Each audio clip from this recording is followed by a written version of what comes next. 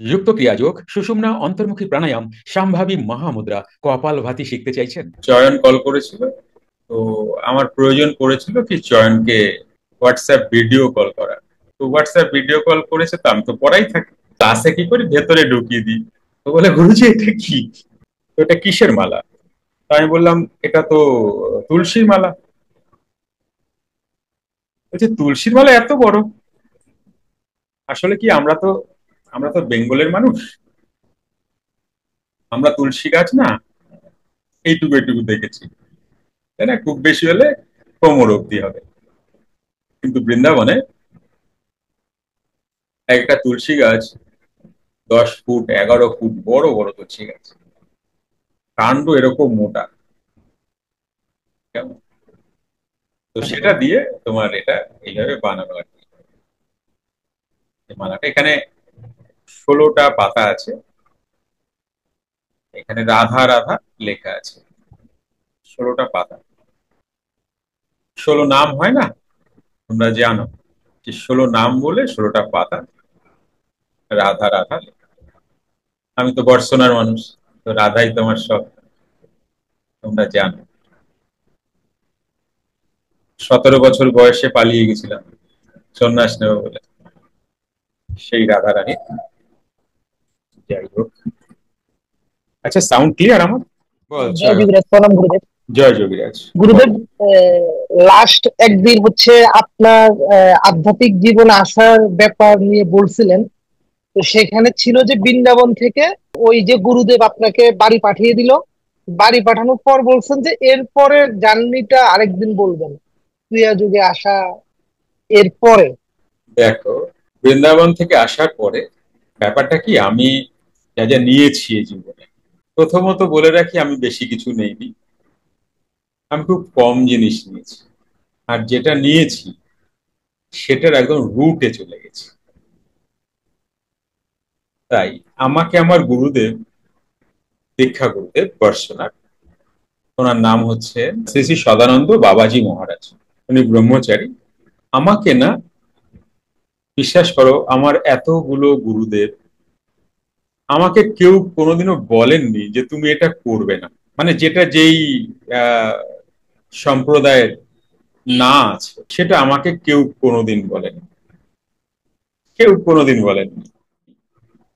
প্রথম আমি যাকে শ্রদ্ধা করি, ভালোবাসি, এবং তার পথ তার মতকে আমার ভালো লেগেছিল, তিনি হচ্ছেন লোকনাথ ব্রহ্মচারী। কেমন, তোমরা সবাই জানো। তখন আমি গুরু পাইনি, আমি তাকে দেখেই সাদা ধুতি, আমরা তো ব্রাহ্মণ মানুষ, ব্রাহ্মণ পরিবারের, সরি, ব্রাহ্মণ পরিবারে বা কুলে জন্ম, তো ধুতি তো আমাদের বাড়িতে অ্যাভেলেবেল। আর আমরা কোনোদিনও না লুঙ্গি পরিনি, আমাদের বাড়িতেও কেউ লুঙ্গি পরেনি, আমরাও কোনোদিনও লুঙ্গি পরিনি। ধুতিতেই আমরা দেখেছি, এবং ধুতি একটা নিয়ে পরেছি। ধুতি তো পরতে জানি না, জানি শুনেছি কাছা দিয়ে পরতে হয়, তো কাছা দিয়ে গায়ে আরেকটা ধুতি দিয়ে আমি চুপ করে ধ্যান করতাম। কিসের ধ্যান করতাম তা নিজেও জানি না, কেন ধ্যান করছি তাও জানি না, কার ধ্যান করছি তাও জানি না, কিচ্ছু জানি না। কোনো কিছু আমার কাছে ক্লিয়ার নেই বা ক্ল্যারিটি নেই বলতে পারো, কোনো কিছু নেই। স্রেফ লোকনাথ বাবার একটা এই পুরাণ পুরুষের মতো বই, এরকম বই, ওই বই আমার কাছে, তাও বাবা এনে দিয়েছিলেন, ওই বইটা, তাতে সাধনার কিচ্ছু লেখা নেই। তো এবার ওটা করতাম, আর গীতা পড়তাম, রোজ গীতা পড়তাম, রোজ। এবার গীতা পড়তাম, বাইরের গীতা। এবার বাইরের গীতা পড়ে যা বুঝতাম তাই দিয়েই আকুতি করতাম ভগবানের কাছে। এইবার গীতা এদিকে ভগবান শ্রীকৃষ্ণ, আর এদিকে শিবজি, দুজনের মধ্যে টক্কর চলছে। কোথায়? আমার ভেতরে। মূলত তো কিছুই না, তো আমার ভেতরে চলছে। তো কৃষ্ণকে কোনোদিন ধ্যান যোগ করতে তো দেখিনি, দেখেছি শিবজিকেই, শিবজি চুপ করে বসে আছেন এইভাবে, তো শিবজিকেই দেখেছি। যেহেতু যোগ আমার পছন্দ খুব হয়, সে কারণে শিবজিকে আমি ফেভারিট করছি, আর ওদিকে লোকনাথ বাবা। দেখো, এটা অনেক বছর আগে, মানে কত বলবো, এটা তোমার আমার 9 বছরে পৈতা হলো, তারপর থেকেই ধরো এরকম ব্যাপার। তখন ওইটুকু বাচ্চা কি বুঝবে, কি বা জানে? সোসাইটি বা ফ্যামিলির মধ্যে এমন কেউ ছিল না যে আমাকে কোনো রাস্তা দেখায়, কেউই নেই। তো যাই হোক, ইনি হচ্ছেন আমার প্রথম। তারপরে আমার সুন্দরদির সাথে, সুন্দর দিকে তিনি আবার চোখে দেখতে পেতেন না। আমি তাকে রামকৃষ্ণ কথামৃত, অমিয় নিমাই চরিত, রামায়ণ, মহাভারত এগুলো তাকে পড়ে পড়ে শোনাতাম। তো কথামৃত পড়তে গিয়ে আমি ঠাকুরের প্রেমে পড়ে গেলাম। কি সুন্দর কথা, কি সুন্দর সরল কথা। এই ধীরে ধীরে আমি মানে অদ্বৈত থেকে দ্বৈতর দিকে আসছি। মানে শিবজি অদ্বৈত, লোকনাথ বাবা অদ্বৈত, আর আমি দ্বৈতর দিকে যাচ্ছি, রামকৃষ্ণ দেবের দ্বৈতর দিকে যাচ্ছি। তো তারপরে অমিয় নিমাই চরিত আসলো, তখন পুরোপুরি কৃষ্ণ প্রেমে পাগল হয়ে গেলাম। এমন পাগল হলাম যে বাড়ি ছেড়ে দিলাম, যে সন্ন্যাস নেব। তো সন্ন্যাস তো আর হলো না। গুরুদেব বললেন, না, তুমি গৃহে যাও, তোমার গৃহে কিছু কাজ আছে। তা আমি গৃহে চলে এলাম, দীক্ষা পেয়ে গৃহে চলে এলাম। দীক্ষা কি পেলাম? নাম জপ সাধন, এবং সাথে আমাদের যেই ভক্তি ছিল সেটা হচ্ছে রাগানুগা ভক্তি, মানে মধুর প্রেম। কৃষ্ণ আমার স্বামী, কিন্তু ডাইরেক্ট তো কৃষ্ণকে স্বামী করা যায় না। রাধা রানীর কোন সখীর তার সেবা করে তবে ওখানে যাওয়ার ব্যাপার, ভজন সাধন। তো সেটা করতে গিয়ে ললিতা হচ্ছে আমাদের ডাইরেক্ট রাধা রানীকে, তো যারা বৈষ্ণব আছেন বা পরে যারা শুনবেন তারা জানেন যে সখীর ভজনা করতে হয়। তো সখীর ভজনা করতে গিয়ে আমি মেয়েদের মতো ওড়না পরতাম, কেমন। আর বৃন্দাবন থেকে যখন এসেছি তারপর থেকে তো বৃন্দাবনী স্টাইলের ধুতি পরতাম। বৃন্দাবনের সাধু সন্তরা যেভাবে ধুতি পরে, বৃন্দাবনী যেই ধুতি স্টাইল আর কি পরা, ওইভাবে পরতাম ধুতি। তো যাই হোক, প্রচন্ড নাম, তার আচার বিচার পঞ্চতত্ত্ব পরে পেয়েছি, আগে প্রচুর নাম জপ ইত্যাদি করছি। আমি তো বরাবরই, আমি তো কোনোদিনও মাংসও খাইনি, মদও খাইনি। মাছ ফাছ খাওয়ার জন্য বাবার কাছে প্রচুর মার খেয়েছি, পেঁয়াজ রসুনও খাইনি। তো যে কারণে যেটা বলতে চেয়েছিলাম, আমার গুরুদেব না আমাকে কোনো কিছু না করেননি, কারণ না করবার আছেটা কি? কিছুই তো না করবার নেই, তাই না? কিন্তু গীতা পাঠ কিন্তু আমার ভীষণ একটা ফেভারিট ছিল আর কি। মানে এই সুরধনী গীতা না, তোমরা যে গীতাগুলো বাজারে, যে গীতাগুলো চলে, সেই গীতা।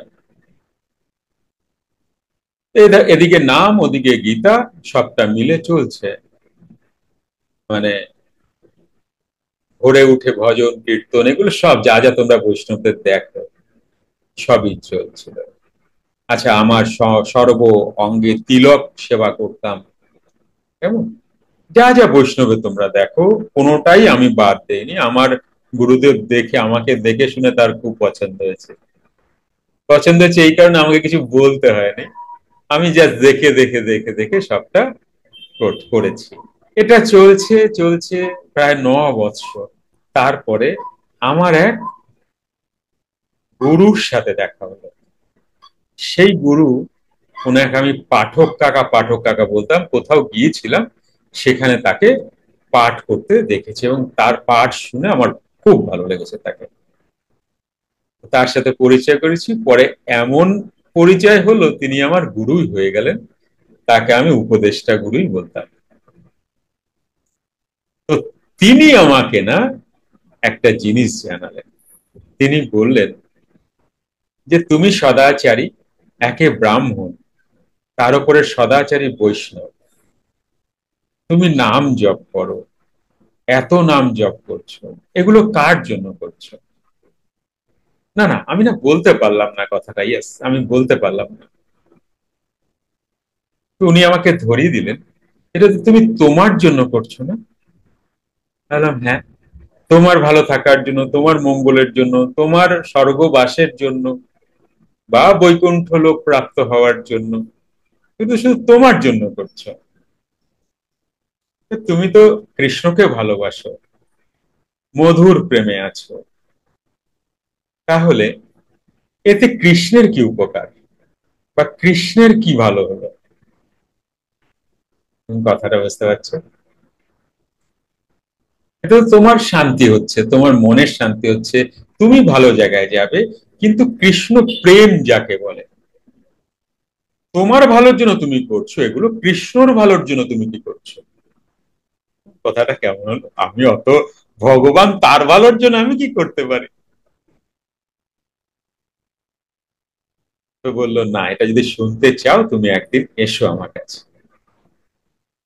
তারপরে তার কাছে গেলাম। তার কাছে যাওয়ার পরে তিনি আমাকে জানালেন যে তোমরা যেগুলো করছো এটা হচ্ছে সনাতনের ধর্ম, আরেকটা ধর্ম হয় শ্রী রূপের ধর্ম, সেটা হচ্ছে রসতত্ত্ব যাজন। তো নতুন শুনলাম, এ আবার মানে কি? কারণ এত পড়াশোনা, এত সাধু সঙ্গ, এত কিছু এ তো পাইনি। এই রসতত্ত্ব যাজনটা কি? তখন আমি ওনার থেকে ধীরে ধীরে ধীরে ধীরে এগুলো শুনতে থাকলাম, বুঝতে থাকলাম। এবার এই যে রসতত্ত্ব সাধন, এটা দু প্রকারেই নেওয়া যায়। একটা গৃহী মানুষ থেকেও নেওয়া যায়, একটা সংসারী গৃহী বলে আছে, বেগ সংসারী যাকে বলে, তাদের থেকে নেওয়া যায়। এই কথা বলতে বলতে, খুঁজতে খুঁজতে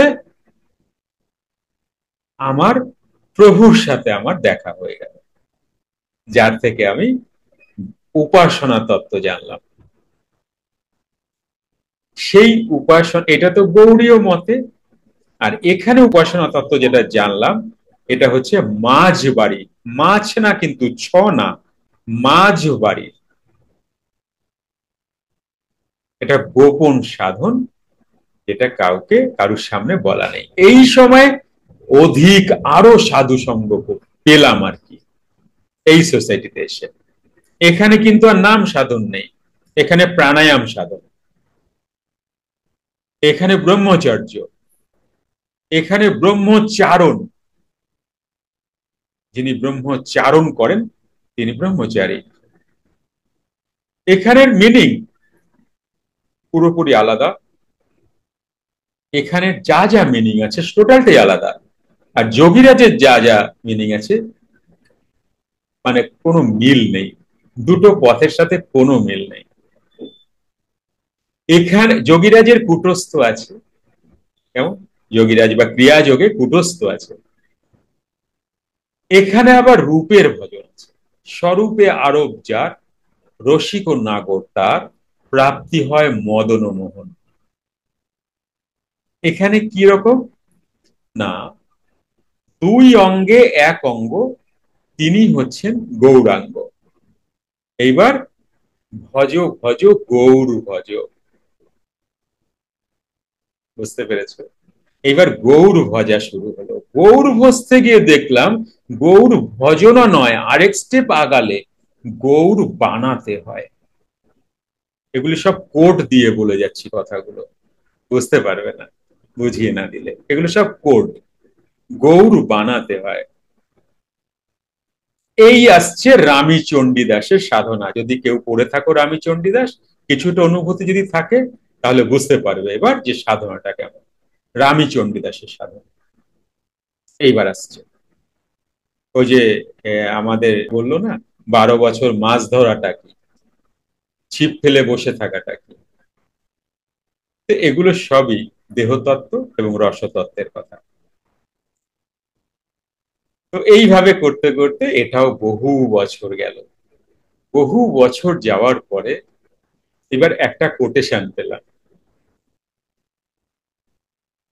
আচ্ছা, এখানে এখানে কারা, আর এখানে আরেকজন আছেন, তিনি হচ্ছেন, তুমি জানো, তোমরা নাম শুনেছো, স্বরূপ দামোদরজি, যিনি ম্যাক্সিমাম পুরীতে থাকতেন, মহাপ্রভুর পার্ষদ।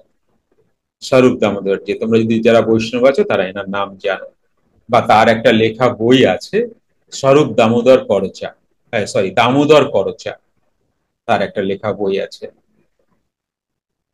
ওই লেখা বইতে আমরা ওই উপাসনাতে যে সাধনা পেয়েছিলাম সেটাকে সহজ ভজন বলে।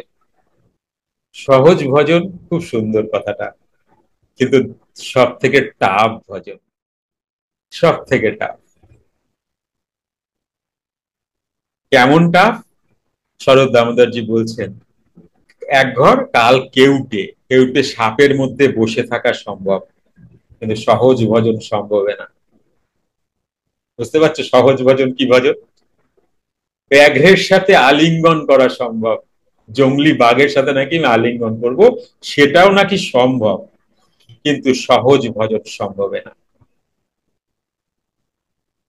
বুঝতে পারছো? তো এই ভজন করলাম, যে তোমরা যে বৃন্দাবনের গোপিনীদের নাম জানো, তাদের লীলা জানো, তাই এখানে একটা কথা বলছেন যে ভেবো না মূর্খ গোয়ালিনী গোপিনীগণ, জেনে রেখো শুদ্ধ ব্রহ্ম তেজের ওপর শ্রী বৃন্দাবন। ওই বৃন্দাবন না যা তোমরা দেখতে পাও, এটা বৃন্দাবন ক্রিয়েট করতে হয়, যেখানে রাধা গোবিন্দ বা প্রিয়া প্রীতম অল টাইম তুমি পাবে, মানে ঠাকুরজিকে পাবে। এগুলো বৃন্দাবনী ভাষা, বেঙ্গলের লোকরা ঠাকুরজি প্রিয়া প্রীতম বলে না, রাধা কৃষ্ণই বলে, বা রাই বলতে পারে, কিন্তু এটা আমাদের বৃন্দাবনী ভাষা। আমাদের বলতে যেহেতু আমার গুরু বৃন্দাবনী, সেহেতু তার বাস নিবাস সবই বৃন্দাবনে, সেহেতু এনারা রাই বলেন না, এনারা প্রিয়া প্রীতম বলেন, ঠাকুরজি, কৃষ্ণকে ঠাকুরজি বলেন। এই ভাষাগুলো ওনারা ম্যাক্সিমাম ইউজ করেন। রাধে রাধে বলেন, এদিকে তুমি বেশি শুনবে হরে কৃষ্ণ বা গৌরনীতাই, তুমি বেঙ্গলে বেশি শুনবে। তো এই যে সম্ভাষণ, এই সম্ভাষণ থেকে বোঝা যায় তার গুরু নিবাস কোথায়। যাই হোক, তারপরে তো ক্রিয়াযোগ পেলাম, সে আবার আরেক উপাখ্যান, আরেক বিষয়। দেখো, জীবনের শেষে এসে পেলাম ক্রিয়াযোগ। শুরু যখন করেছিলাম দ্বৈত থেকে, তখনই আমার প্রথম প্রশ্ন ছিল খেচুড়ি কি। খেচুড়ি কি জীবনের শুরুতেই জিজ্ঞাসা করেছিলাম, কেউ বলতে পারেননি।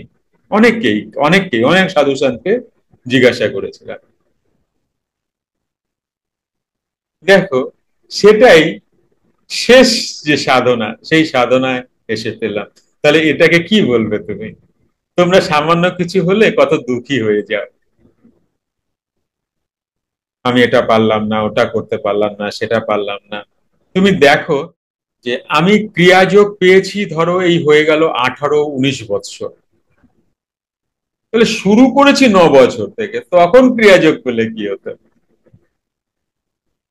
তাই না? কিন্তু পাইনি কেন? পাইনি কেন? প্রারব্ধ, প্রারব্ধ, সময় হয়নি তো, তাই না? প্রারব্ধ। এত কিছু করে আমি যোগীরাজকে পেলাম, ভাবো কতটা এনার্জি গেছে। আর বয়সটা কি ছিল তখন? অল্প বয়স ছিল, তাই না? পেলাম এসে তো 35-36 এসে ক্রিয়াযোগ পেলাম, তাই না?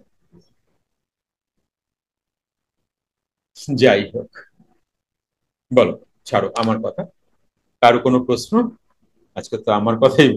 জীবনটাই জানো, জীবনটাই সাধনা, জীবনটাই সাধনাতে গেল, এবং সারা জীবনে তাই যাবে।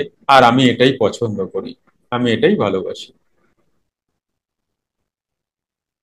জীবনে কত না এসছে, কত ভাবে না এসছে,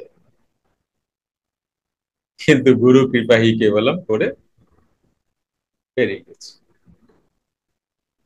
যুক্ত ক্রিয়াযোগ, সুষুম্না অন্তর্মুখী প্রাণায়াম, সামভাবী মহামুদ্রা, কপালভাতি শিখতে চাইছেন? প্রতি সপ্তাহে মঙ্গল, বুধ ও বৃহস্পতিবার রাত 8টা থেকে 9টা অবধি জুম অনলাইনে নিজের বাড়ি বসেই শিখতে পারবেন। যোগাযোগ জ্ঞানী গুরু কমিউনিটি, ফোন নাম্বার 9903680146।